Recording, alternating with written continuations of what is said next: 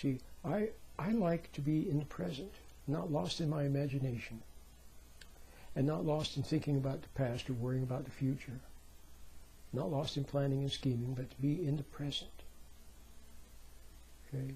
And one thing that helps me to be in the present is to become aware of my hands. Okay? If I become aware of my hands, like even now as I'm sitting here, I'm becoming aware of my hands. My hands begin to tingle a little bit, perhaps feel warm. Okay?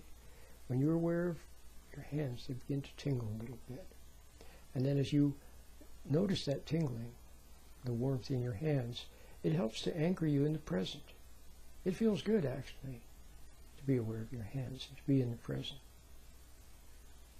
Then all of a sudden you notice little noises around you, a bird singing, or computer hum, or a little sound of wind, or something that you hadn't noticed before. You know why? Because you were lost between your two ears, lost in that no man's land of the imagination, where you were worried about the future, or rethinking what happened, or planning and scheming, you see.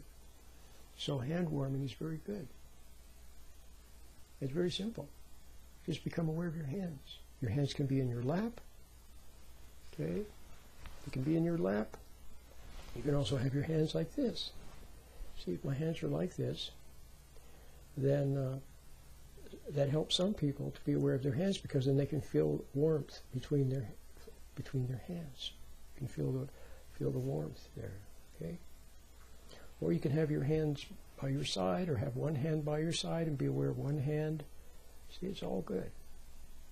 And then when you're nicely cozy in the present, not lost in thinking, not lost in imagination, and you're sitting in the present and the birds are singing, you can extend that awareness to your feet. That seems to be the next thing for me, is my feet. Become aware of my feet. And then my feet become a little tingly, a little bit warm. See, eventually extend it to your whole body. But the hands is good. Okay?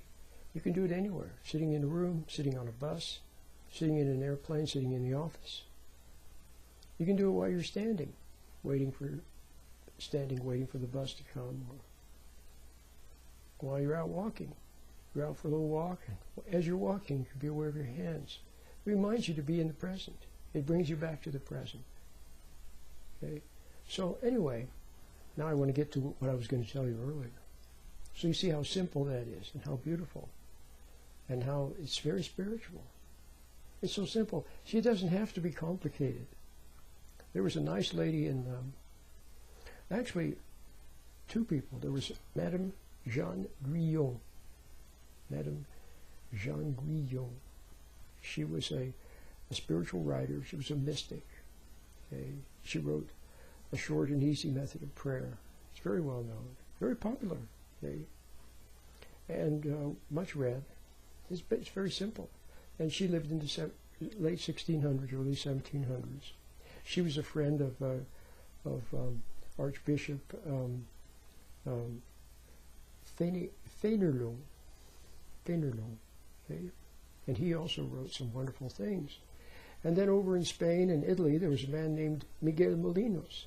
But what I wanted to tell you is that in Madame Guyon's book, A Short and Easy Method of Prayer, in English sometimes it's called